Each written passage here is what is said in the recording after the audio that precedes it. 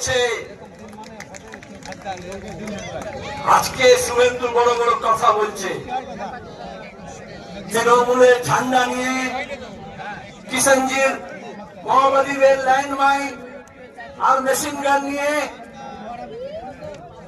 কি বলেছিল, মেদিনীপুরে লাল ঝান্ডা কেন, লাল ন্যাকড়াও দেখা যাবে না। আর এখন সেই তৃণমূলের ঝান্ডাকে নিয়ে ন্যাকড়া বানিয়ে অমিত শাহের পেছন মুছতে গিয়েছে, অনেক দল বদল করেছে। আমরা গর্বিত, আমাদের এই কর্মী বাহিনী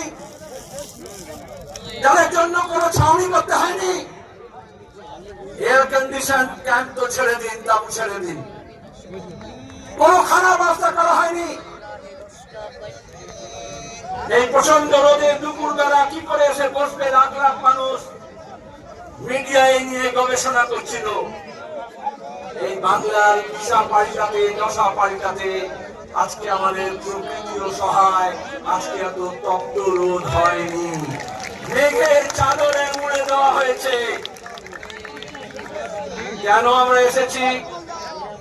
আমরা লড়াইয়ের বার্তা দিতে এসেছি।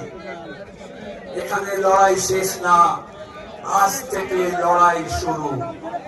মানুষের যে দুর্দশা আজকেও দেখেছেন, খড়গপুরের রেসপি মেটালিক্স তৃণমূলের নেতাদের তোলা দিয়ে কারবার চালায় আর জমি দখল করে, সেখানে দাঁড়িয়ে ধসে 3 জন শ্রমিকের মৃত্যু হয়েছে।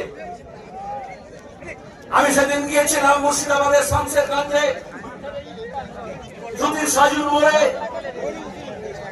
কোথাও পুলিশের গুলিতে আর কোথাও দাঙ্গাবাজ হামলাকারীদের বিরুদ্ধে আক্রমণে যে মানুষ মারা গেল তাদের কাছে গিয়েছিলাম ঐক্যের বার্তা নিয়ে, সম্প্রীতির বার্তা নিয়ে।